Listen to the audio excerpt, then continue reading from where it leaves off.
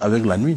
Donc c'est tout à fait logique de prendre ça grosso modo, de ne pas créer une sorte de dirigisme, que pour parler de la tendance politique, il faut à tout prix qu'un parti politique, voilà, non pas qu'un changement de régime.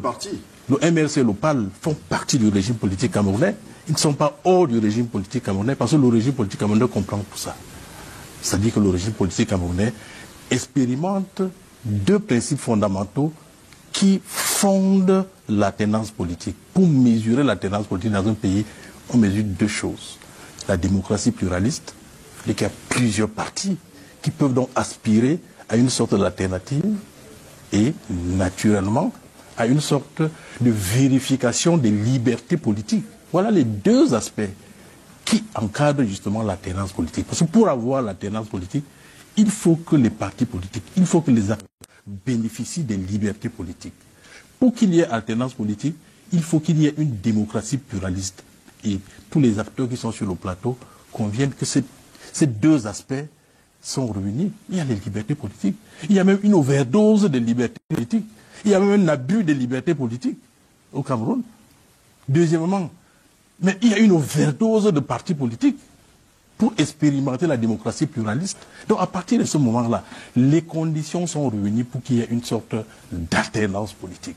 Et donc moi je crois que si on s'entend sur ces aspects-là, on peut donc maintenant envisager les perspectives de savoir que si cela est possible, bien entendu, l'indicateur ou le lieu de dévolution du pouvoir, c'est l'organisation des élections. Donc il n'y a qu'une élection qui peut consacrer la tournure pouvant conduire à la tendance politique. À partir de ce moment-là, je pense que Maître Sim doit cesser de se faire peur. Ça veut dire quoi? Ça veut dire que le RDPC attend le MRC sur le terrain électoral.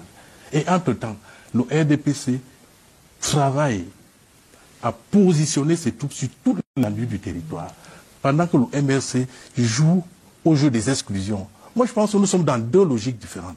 Donc, on ne peut pas passer tout le temps à s'amuser, à exclure ses propres camarades, à ne pas s'organiser et à s'accrocher sur quelques propos de quelques militants, je ne sais pas de qui ils parlaient, qui auraient dit qu'il y aurait coup d'État au cas où le MRC arriverait au pouvoir. Mais il faut d'abord que le MRC gagne les élections.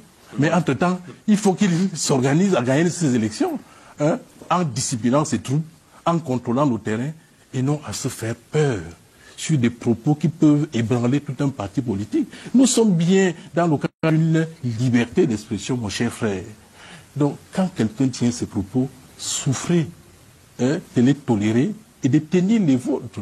Pas de vous démobiliser à cause des propos qu'auraient tenus des militants du RDPC, qui auraient avancé des propos qui les engagent et qui ne sauraient engager le parti que je représente. Donc, calmez-vous, organisez-vous, préparez vos élections, gagnez d'abord ces élections avant de vérifier si les militaires viendront vous chasser. Pour l'instant, nous n'en sommes pas encore.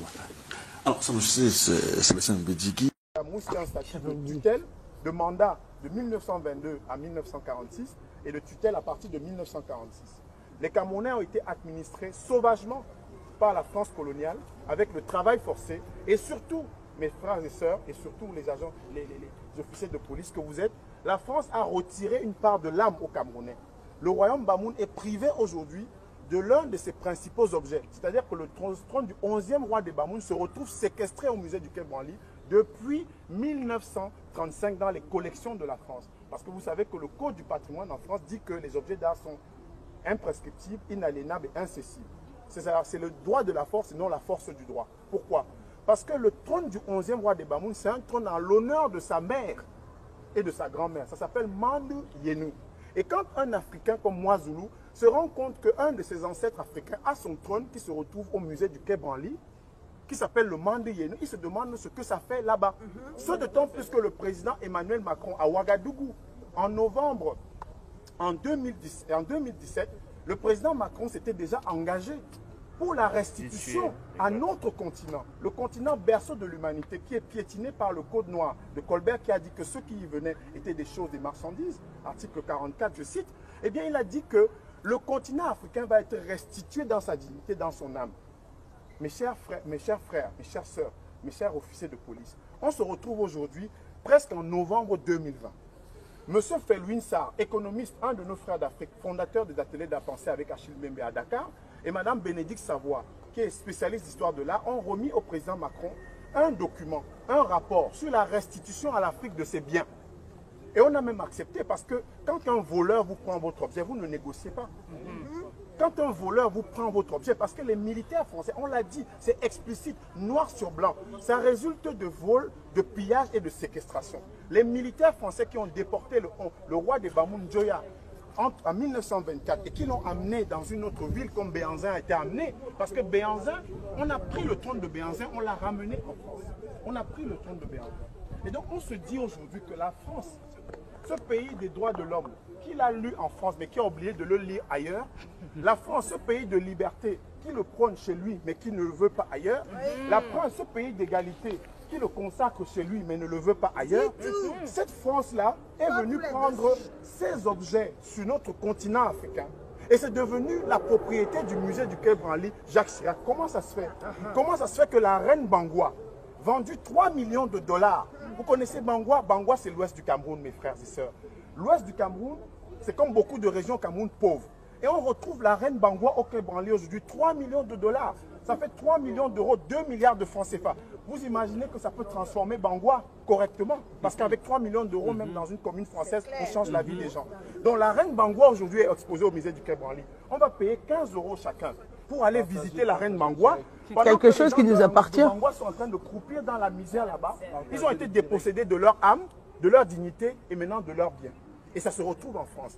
Donc c'est pour ça que quand vous voyez tout ce monde, qui ne sont pas des sauvages, qui ne sont pas des oisifs, qui ne sont pas des gens, comme on dit, méchants, parce que c'est des Africains noirs, nègres, qui sont dans des coteries de mouvements de revendication communautaristes.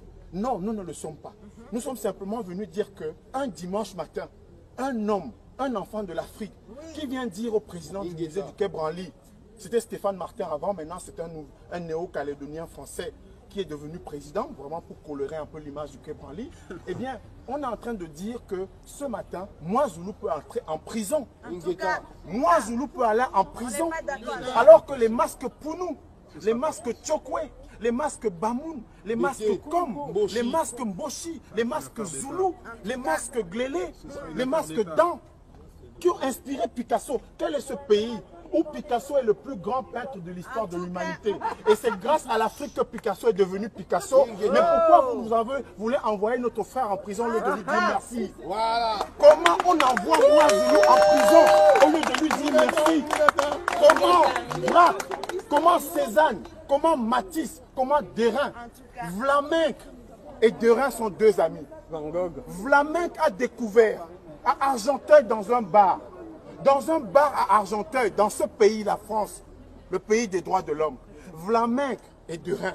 Vlaminck découvre un objet qui a été pillé par des militaires français en Côte d'Ivoire. Ah oui. Des masques dents. Et Vlaminck, oui, Vlaminck prend. Vlaminck prend l'objet d'art africain dans de Côte d'Ivoire. Et il amène, c'est son jeune frère Derain, qui a 20 ans à l'époque. Et Derain commence à devenir un grand peintre français, grâce aux masques d'An de Côte d'Ivoire. Et moi, Zoulou va aller en prison au lieu que les descendants de Vlaminck et de Derain disent merci aux ancêtres de moi, Zoulou, l'applaudissent dans les rues de Paris. Mais comment ça se fait que la France de Macron, la France éternelle, la France de ses lumières, la France de Voltaire qui a écrit, la France de Victor Hugo et de Montesquieu. Monsieur, s'il vous plaît, il parle à cause de vous, c'est pour vous expliquer pourquoi on est là. Voilà, comment ça se fait que cette France-là, veuille mettre notre frère, notre fils, ce descendant des Mabéa. Vous connaissez les Mabéa? Les Mabéa, c'est au sud du Cameroun. Vous connaissez les Sénoufous? Les Sénoufous, c'est au nord de la Côte d'Ivoire.